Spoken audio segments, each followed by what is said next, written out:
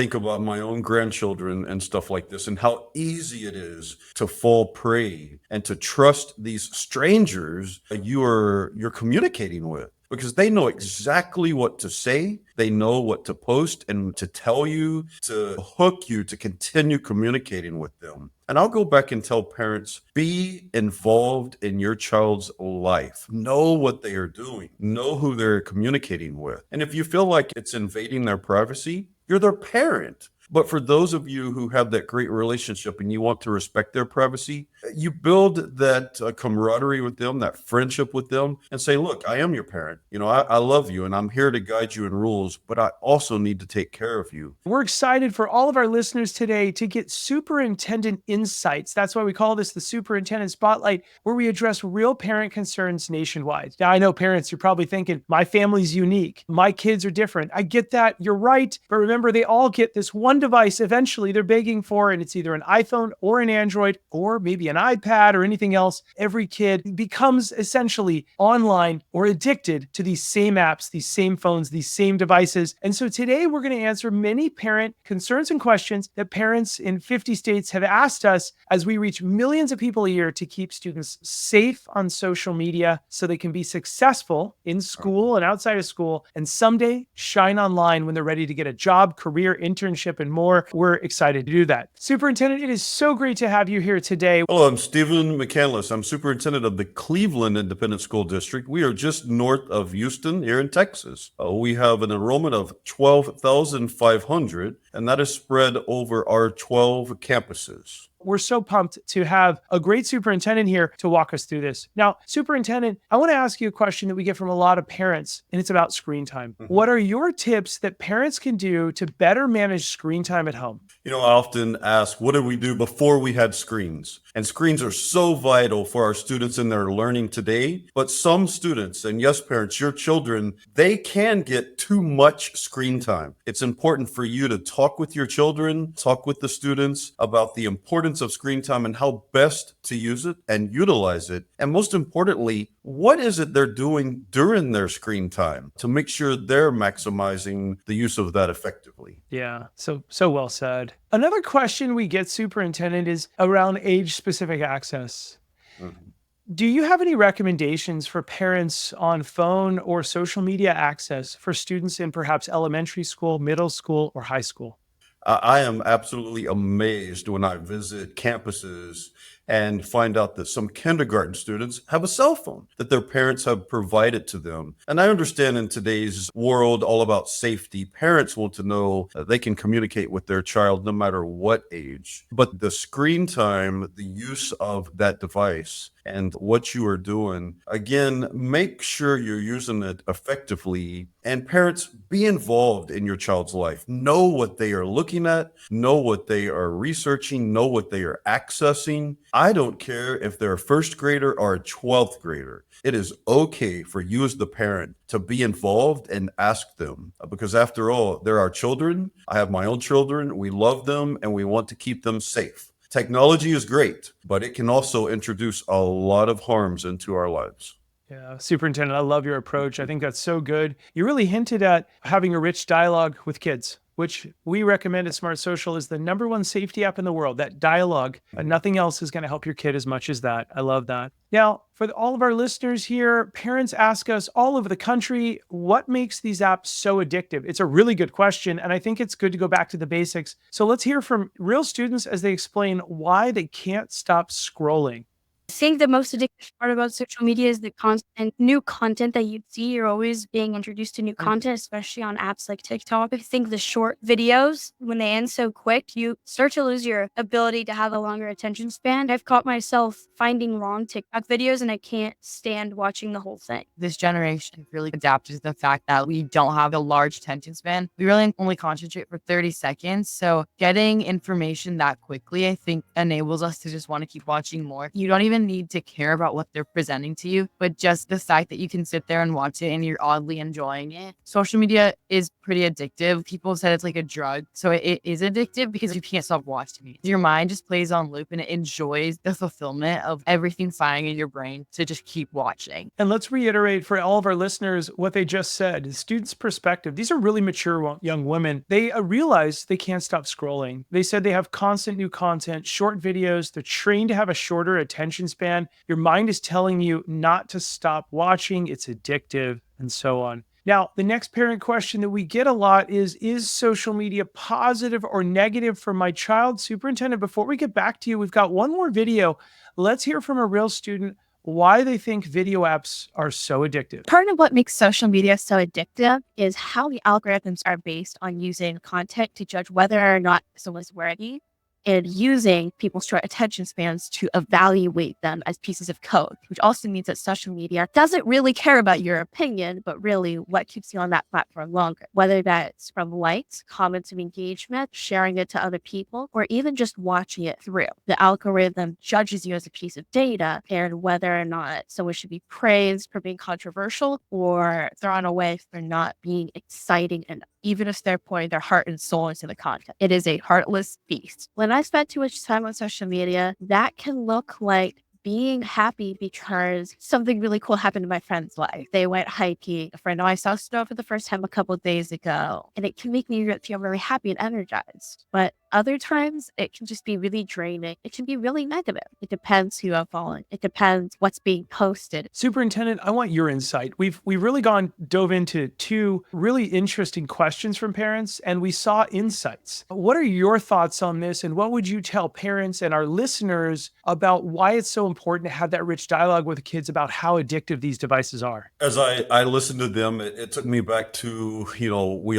most of us watch Netflix. And if you've ever binge watched, you watch one episode and it's like, I just need to watch one more. And then I'm going to watch one more and then one more. And before you know it, you've been sitting on the couch for 3 or 4 hours. And social media, it does the same thing, especially with the algorithms, like the young lady mentioned. So the items that pop up for you to view, they know what you like looking at, what you've clicked on in the past. And talk to your kids about that yes, it's there, and you'll find yourself 2 or 3 hours later. Look at the quality time you could have spent working on homework, family time outside with friends. And before you know it, you've spent 2 to 3 hours just looking at post after post on that social media site. And parents can help guide kids with that. Kids don't really understand the logarithm formula that's there for a reason, and it's there to catch them and capture their attention. But talk to them about the binge watching. I bet they can relate to that.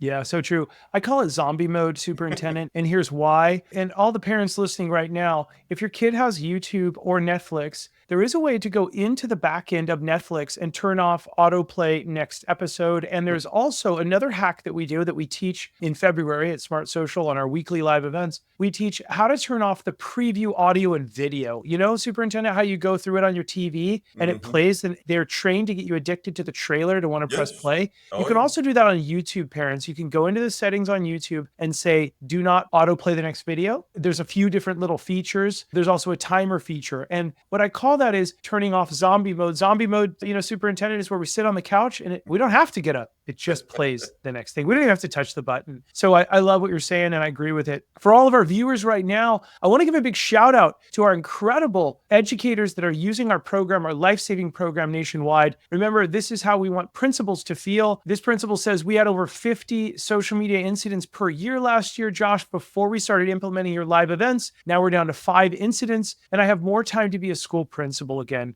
Duran Wilson, Director of School Engagement, we love him. The 50 plus live events, he says, give our community a chance to join on their phone without software on a date and time that works with their schedule, and there's a replay. And superintendents like Tom Butler in California say we can't stay updated on all the latest apps, so we appreciate Smart Social keeping our 8,000 parents in the know. We have live events every single week. Gone are the days of me flying to your city as I used to do as one of the top social media safety speakers and having 20 to 30 parents show up. Now we have events in October, November, December. November was Disappearing Messages Month. Thank you to the hundreds of school districts that played all of our programs and sent it out to parents. December was optimizing or is optimizing parental controls without invading your students' privacy. January is how to shine online. February is avoiding strangers in dangerous situations. March is understanding social media and AI's impact on teens, and it goes on and on throughout the summer. Thank you to all of our partner districts, because this is what your parents are saying. I learned that when my teen shares something, the issue is likely larger than they first suggest. It's important to not over or underreact knowing this. These are real parents from real high schools. I found it very helpful to learn what is and is not considered cyberbullying, along with the types of cyberbullying messages. It was also great to hear about the markers to identify potential signs that my child might be struggling with cyberbullying. And last, I learned more about social media and my kids want to use, as well as helpful tips to understand my teen's communication with her friends. Thank you to everybody and the countless 300, just last month alone, 300 families filled out our feedback form, taught us exactly what they learned. Parents all over the country are engaging 10 times more than they used to at the districts. We want to thank everybody for doing that. Superintendent, I want to jump back into you and ask you a really big topic that parents are asking us. And it's an interesting one, and I want to get your insights on it as a superintendent, because a lot of districts nationwide are going cell phone free, and they're looking at how do we reduce the distractions in the classroom to maximize student learning, to maximize student socialization with each other, to build friendships. So what has been your district's approach or journey, or even just a discussion around where are you going to go cell phone free in the classroom? Our district's approach has been to manage the cell phone use on the campuses from pre-K all the way up to 12th grade. In our community, a lot of times you have to look at what the community wants for their children, for our students. And our parents in our community want our students, their children, to have the cell phones. But it doesn't mean it's going to be a free-for-all on the campuses. So as a district, we had to come together as a leadership team to see how best to manage those in the classroom. So there will be days when students are allowed to use them for research, interaction, looking up specific items that are subject specific. And there are other days that the cell phones are off limits. We do provide the cases hanging in the classrooms on the walls. It reminds me of a shoe rack. You can put your cell phone in it. And the younger grades, they actually have their names in them. And the kids think it's so cool to go up and put their phone in their name. That's my spot. And, you know, we haven't had a lot of issues with that. The students have not said, I'm not going to do this or give it up or turn it over, because they understand there are days you get to use them and there are days you cannot. So it has worked very well in our district. We communicate with parents on a regular basis. We haven't had any loss or theft in that process because they're out in the open. Everybody can see where they're hanging. And so far, it's working great. As our enrollment grows, we will address any issues that may come up. But so far, it's been working well for us. That's terrific to hear, and so good. And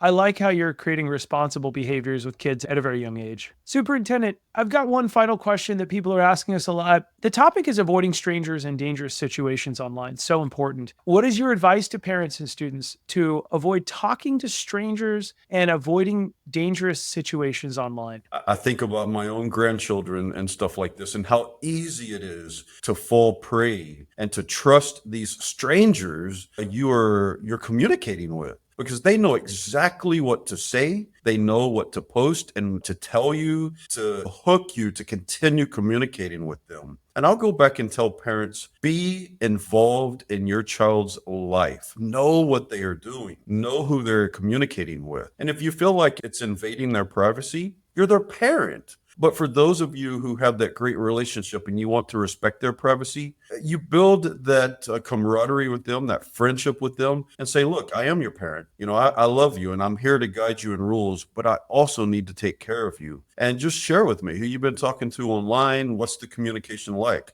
And a lot of times our parents have shared with us because the younger students are unknowing to what is grooming. You know, grooming is out there and they'll try to hook them. And by sharing with their parents, the communication they've had, the parents, a light bulb turns on and it's like, wait a minute, those kinds of questions, they shouldn't be asking my child that. So it is so helpful. And it just takes a few minutes at home to ask. How was your day? Who you been talking to? Tell me about some of the conversation you had with that person. And it's led to some revealing conversations that some of our parents have shared with us. Superintendent, what a great tip. What great advice. Once again, to all of our partner organizations, thank you so much for showing our weekly live parent events and replays and bringing them into your community. We now are able to 10x parent involvement and parent engagement across 12 different languages. There's teens in every one of our programs. You've already seen 2 of those videos tonight. Thank you to our school districts that are helping us reach millions of students. And there's a premium parent newsletter that goes out to every parent that has all the dialogue starters and event updates and everything else. Thank you so much. Superintendent, it's been great to have you here today. Thanks for your time today. Thank you so much for inviting me. Yeah, and thanks to everybody else for watching. Just a gentle plug for my book. Remember, anything that you're doing online, your kids are watching, so remember to keep it light, bright, and polite. We'll see all of you on the next episode. Thanks so much for all the support. Have a great rest of the day. Thank you.